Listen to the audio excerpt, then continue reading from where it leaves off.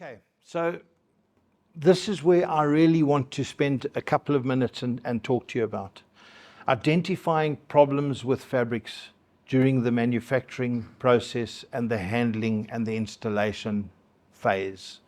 We have to be careful that we don't damage the fabric. If you're taking the fabric and you're dragging it over a very sharp object, it can tear it, it can hurt it, it can damage it. What happens then, the customer will then reject it, customer will be unhappy. So what we have to do is we have to be sure that we handle the product carefully, and when we install it properly. So I have seen over the many years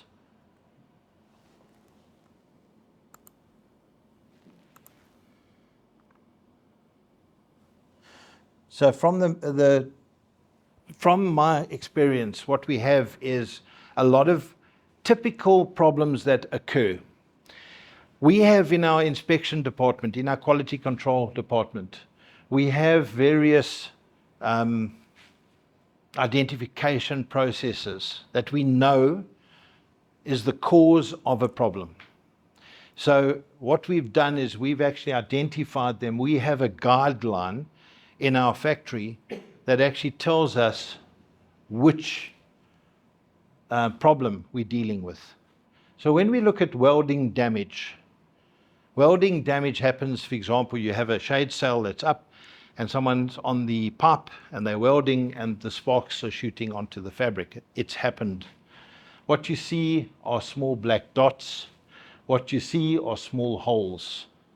And that is very typical of welding damage. So this is an identification process.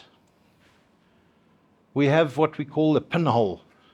And a pinhole occurs when you actually have something really hot and it melts a very small portion in the dry Z between the actual the threads, the mono filaments and the mono tapes, and a pinhole can form, and it's normally got a little round hard edge.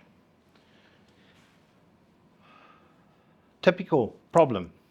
Someone's taken a Stanley knife and they want to cut the plastic to get to the shade netting.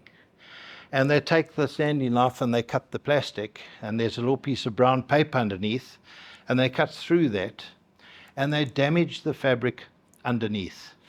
What we see is a very sharp edge, and it can extend through the pillar stitches, it can extend, but it's a very straight cut edge. There's no melting on the sides. When we magnify it, we can see it very clearly.